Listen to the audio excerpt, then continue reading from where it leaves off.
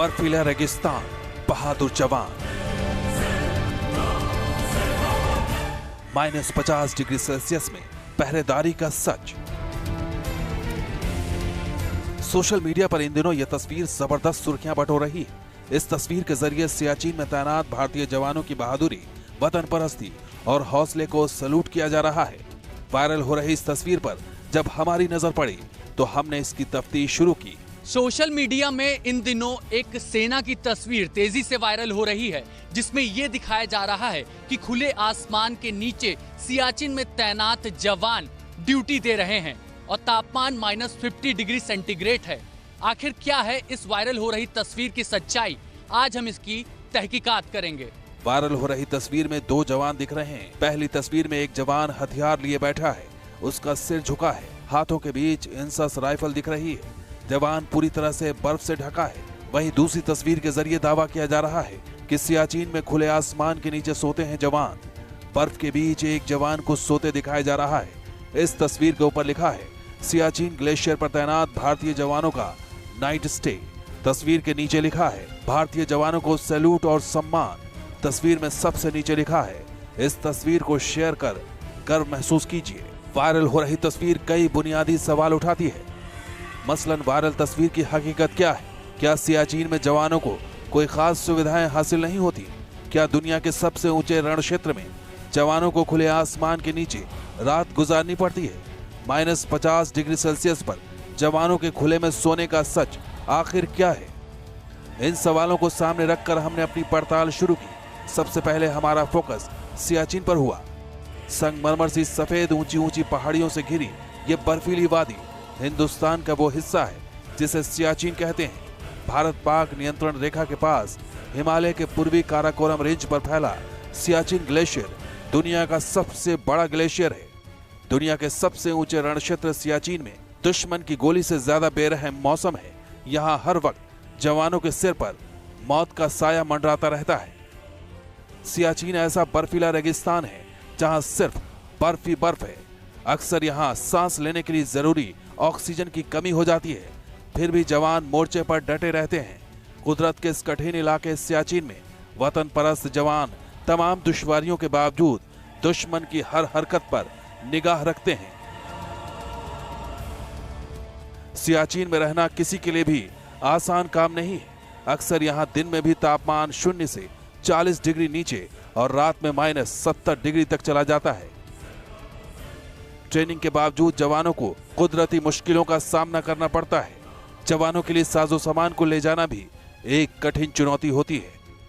तो क्या सियाचिन में मौजूद जवान अभी भी साजो सामान की दिक्कत झेल रहे हैं?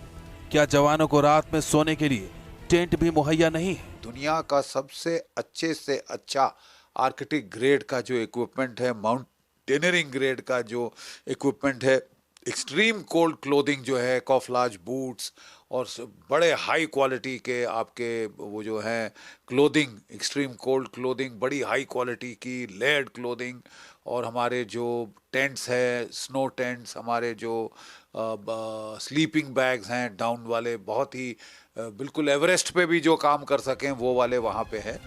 पड़ताल के दौरान वायरल तस्वीर को लेकर हमारे जहन में कई शंकाएं हो रही थी, क्योंकि सियाचिन में तैनाती से पहले जवानों को मुकम्मल ट्रेनिंग दी जाती है। वतन की हिफाजत के दौरान इन शूरवीरों के कदम न लड़खड़ाएं, इसका भरपूर ख्याल गुलमर्ग में बने हाई एल्टीट्यूड वॉरफेयर स्कूल में रखा जाता है। यहाँ जवानों को दिन के साथ रात को मात देना भी सिखाया जाता है। घुप अंधेरे में जब आंख भी दगा दे जाती है, तब इन जवानों की ट्रेनिंग इनके रास्तों को रोशन करती है। न्यूज नेशन की टीम इस वक्त रात के घुप अंधेरे में -18 डिग्री सेल्सियस के तापमान में मौजूद है हॉर्स ट्रेनिंग सेंटर के उन तमाम ऑफिसर्स, उन तमाम जवानों के साथ जो यहाँ पर हाई ऑल्टीट्यूड वॉरफेयर की ट्रेनिंग ले रहे हैं। नाइट पेट्रोलिंग कैसे की जाती है बर्फीले इलाकों में, उसकी ट्रेनिंग ले रहे हैं और हम भी उस ट्रेनिंग का हिस्सा बनने की कोशिश कर रहे हैं। हम लोगों को क्योंकि आदत नहीं है, हम वेदर से एक्लिमेटाइज नहीं है, तो काफ़ी दिक्कतें आ रही हैं, ब्रेथलेस हो रहे हैं हम। लेकिन आप सोच के देखिए कि जवान रात के घुप अंधेरे में किस तरह से नाइट पेट्रोलिंग को अंजाम देते हैं एक्सट्रीम वेदर कंडीशंस में। हम तो अभी इन लोगों के साथ हैं, ये पूरी रात जो है ये पेट्रोलिंग करते हैं, ताकि क्योंकि जो एक्चुअल ऑपरेटिंग यूनिट्स होती हैं इनकी, वहाँ पर इन्हें फ्रेश स्नो में, हार्ड स्नो में, हर परिस्थिति में जंगलों के अंदर कोई घुसपैठ ना कर ले, कोई अंदर दाखिल ना हो जाए, उसके लिए पूरी पूरी रात पेट्रोल करना होता है। तो आप देख सकते हैं कि यहाँ पर ये किस तरह से पेट्रोलिंग को अंजाम दे रहे हैं और पूरी रात ये इसी -20 डिग्री सेल्सियस तक टेम्परेचर यहाँ गिर जाता है। और जहाँ पर इनकी पोस्टिंग होती है, जो एक्चुअल कंडीशन है पोस्टिंग की, वहाँ पर आपको बता दें ये सियाचिन, द्रास, करगिल, इन तमाम सेक्टर्स में ये जवान जो हैं, ऑफिसर्स जो हैं, वो उनकी पोस्टिंग होती है और वहाँ पर टेम्परेचर -50 डिग्री सेल्सियस तक चला जाता है। आपको स्पेशलाइज्ड ऑपरेशन में जाना होता है, तो आप अंदाज़ा लगा सकते हैं कि उसके लिए यहाँ पर जो ट्रेनिंग दी जा रही है, पूरी रात ये लोग जो हैं पेट्रोलिंग को अंजाम देते हैं। स्नो वॉरियर्स को स्नो केव यानी बर्फ की गुफा बनाने की ट्रेनिंग भी दी जाती है। जानलेवा बर्फ को किस तरह जान बचाने का औजार बनाना है, इसकी ट्रेनिंग जवानों को मुकम्मल तौर पर दी जाती है। तो ये बर्फ का छोटा सा घर है जिसके अंदर हम घुसे हुए हैं।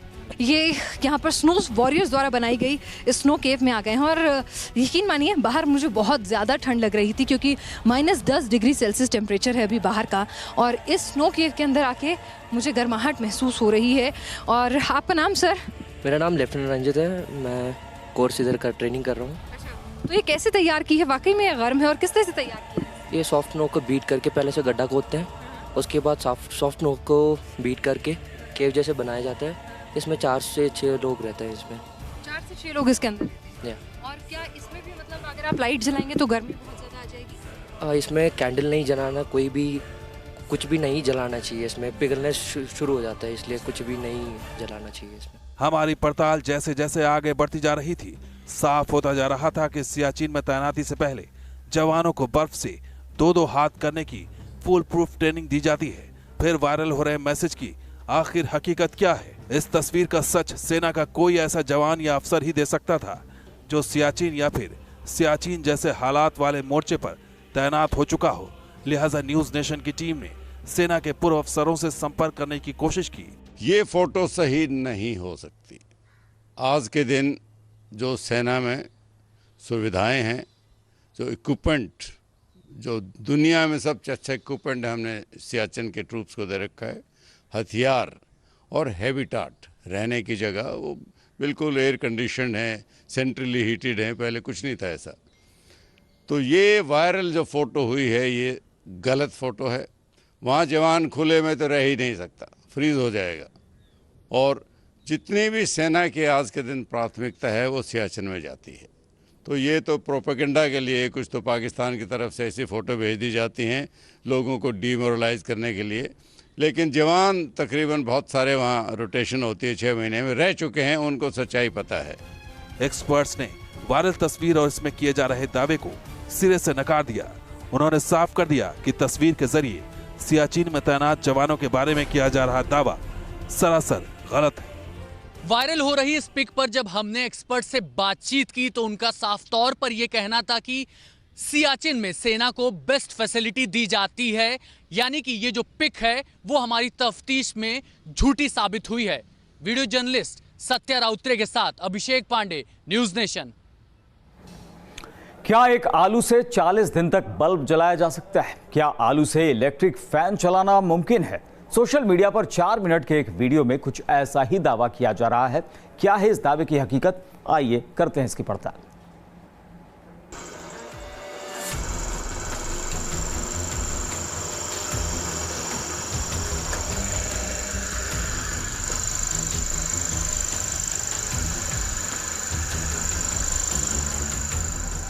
आलू से बिजली बनाने के दावे की क्या है हकीकत?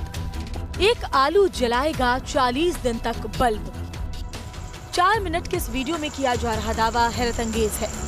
वीडियो के जरिए दावा किया जा रहा है कि 4 आलू और 2 प्याज के जरिए इलेक्ट्रिक फैन को चलाया जा सकता है। वीडियो में दिख रहा है कि तांबे के 2 अलग अलग तारों में 2-2 आलू और 1-1 प्याज लगाकर उसे मिट्टी में गाड़ दिया जाता है।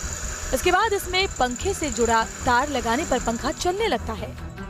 तो क्या बल्ब जलाने और घरों को रोशन करने के लिए बिजली ग्रिड की जगह आलू का इस्तेमाल मुमकिन है?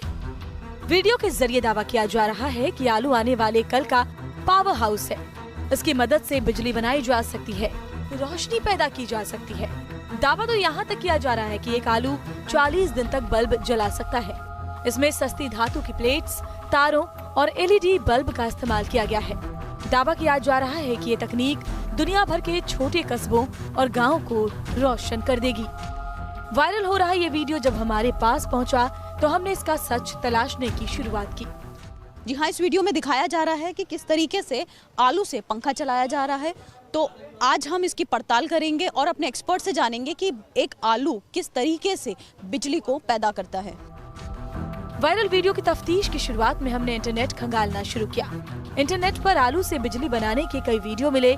देखिए, इस वीडियो में पहले आलू में छेद किया जाता है, इसके बाद 2 चुंबक में तांबे के तार लपेटे जाते हैं। तारों से लिपटे इन दोनों चुंबक को आलू के 2 अलग अलग छोर पर लगा दिया जाता है। इसके बाद LED बल्ब को इसमें कनेक्ट किया जाता है जो जल उठता है। पड़ताल के पहले फेज में हमने इस बात पर फोकस किया कि आखिर बिजली उत्पादन कैसे होता है। विद्युत उत्पादन के लिए जनरेटर की जरूरत होती है। बिजली बनाने का बेसिक फलसफा ये है कि तार की एक कुंडली को किसी चुंबकीय क्षेत्र में घुमाकर इलेक्ट्रिसिटी जनरेट की जाती है। तो क्या वायरल वीडियो में आलू से बिजली बनाने का दावा भी इसी फॉर्मूले पर है? इंटरनेट पर पड़ताल के दौरान सामने आया कि दुनिया की कई यूनिवर्सिटीज में आलू से बिजली उत्पादन पर रिसर्च की जा रही है। यरूशलेम की हिब्रू यूनिवर्सिटी के रिसर्चर राबिनोविच का दावा है कि इसके लिए जरूरत होती है 2 धातुओं की। पहला एनोड जो नेगेटिव इलेक्ट्रोड है जैसे कि जिंक, और दूसरा कैथोड जो पॉजिटिव इलेक्ट्रोड है जैसे कॉपर यानी तांबा। आलू के भीतर मौजूद एसिड जिंक और तांबे के साथ रासायनिक क्रिया करता है और जब इलेक्ट्रॉन एक पदार्थ से दूसरे पदार्थ की तरफ जाते हैं तो ऊर्जा पैदा होती है। वहीं श्रीलंका की केलानिया यूनिवर्सिटी के शोधकर्ता केले के तने से बिजली बनाने पर रिसर्च कर रहे हैं। इन वैज्ञानिकों का दावा है कि ऊर्जा का असली स्रोत आलू या केले का तना नहीं है। ऊर्जा तो जिंक के घिसने से पैदा होती है, मतलब जिंक एनोड का काम करता है। अगर जिंक उपलब्ध नहीं है तो मैग्नीशियम और लोहे को भी विकल्प के रूप में इस्तेमाल किया जा सकता है। जरूरत है बस कंडक्शन पैदा करने की, फिर वो चाहे आलू से हो या फिर केले के तने से।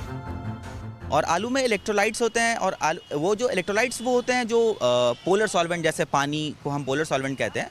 जब हम उसको पानी में मिलाते हैं तो वो टूट जाते हैं। टूट के वो नेगेटिवली चार्ज्ड और पॉजिटिवली चार्ज्ड आयंस में कन्वर्ट हो जाते हैं। और नेगेटिवली चार्ज्ड आयंस जो है, जिसको हम कॉमनली इलेक्ट्रॉन्स के नाम से जानते हैं आम भाषा में, वो जब फ्लो करती है तो इलेक्ट्रिसिटी प्रोड्यूस होती है। तो अल्टीमेटली यही जो कॉज है, जो बेसिक कॉज है पोटैटो आलू से इलेक्ट्रिसिटी प्रोड्यूस करने का, वो यही है, the presence of electrolytes. Internet पर रिसर्च के दौरान हमने पाया कि आलू के अलावा केले के तने और टमाटर से भी बिजली बनाने के दावे किए जा रहे हैं। इस वीडियो में टमाटर से बिजली बनाने का दावा है। 4 टमाटर में अलग अलग धातु के टुकड़े डाले जाते हैं और फिर बल्ब रोशन हो जाता है। वहीं इस वीडियो में सिक्कों के जरिए बल्ब जलाने का दावा किया जा रहा है। लेकिन वायरल वीडियो में किए जा रहे दावे की हकीकत आखिर क्या है, ये समझने के लिए हम एक्सपर्ट से संपर्क किया। आलू या कोई भी खाद्य पदार्थ कुछ विशेष परिस्थिति में कंडक्टिंग हो सकते हैं, सुचालक हो सकते हैं, पर वो बिजली उत्पन्न नहीं कर सकते। हाँ, लोगों को लगेगा कि आलू में बल्ब डाल देने से जल जाएगा। आप कोई भी बल्ब डाल दें तो ऐसा नहीं कि वो जल उठेगा। आलू से या किसी भी खाद्य पदार्थ से विद्युत लगातार पैदा नहीं हो सकती है। कुछ चार्ज आ जाते हैं, आवेश जिसे कहते हैं। कभी कभी चार्ज किसी चीज़ में आ जाते हैं, जैसे हम कंघी से करते हैं सूखे बालों में, उसमें चार्ज आ जाता है, पर वो एक झटके से ख़त्म हो जाता है, उसमें बहुत कम, उससे